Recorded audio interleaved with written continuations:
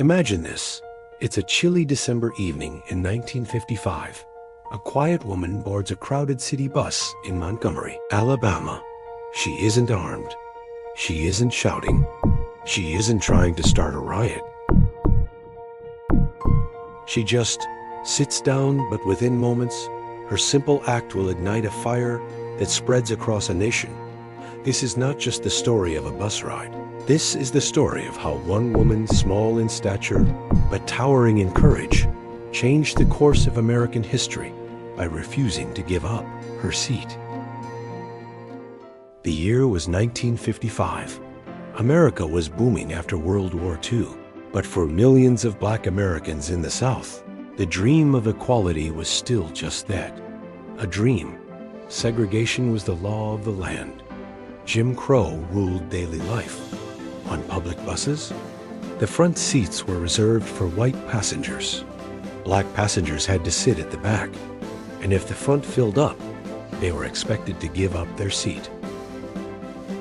Rosa Parks was a seamstress, soft-spoken, dignified, and deeply principled. But Rosa was no stranger to injustice. She had experienced it firsthand.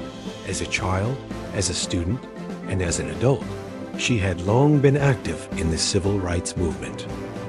Contrary to the myth that she was just too tired to move that day, Rosa Parks later said, "The only tired I was tired of giving in."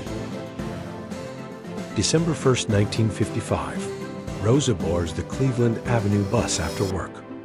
A few stops later, the bus fills up. A white man is left standing. The driver, James F. Blake, tells her to give up her seat. The others move. But Rosa doesn't. She quietly says, "No." Blake threatens to call the police. Rosa replies calmly, "You may do that." And so he does. News of Rosa's arrest spreads quickly. The Black community in Montgomery is outraged, but organized.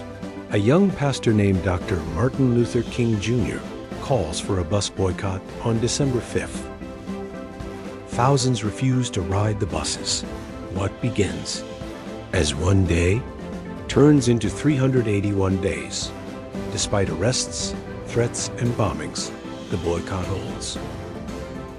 On November 13th, 1956, the U.S. Supreme Court rules that bus segregation is unconstitutional. Rosa's quiet resistance has sparked a national revolution. She becomes a symbol, not of rebellion, but of strength. She didn't just sit. She stood up for dignity, for justice, for generations to come. Rosa Parks moved to Detroit, continued her activism, and received the Presidential Medal of Freedom. When she passed in 2005, she became the first woman to lie in honor at the U.S. Capitol.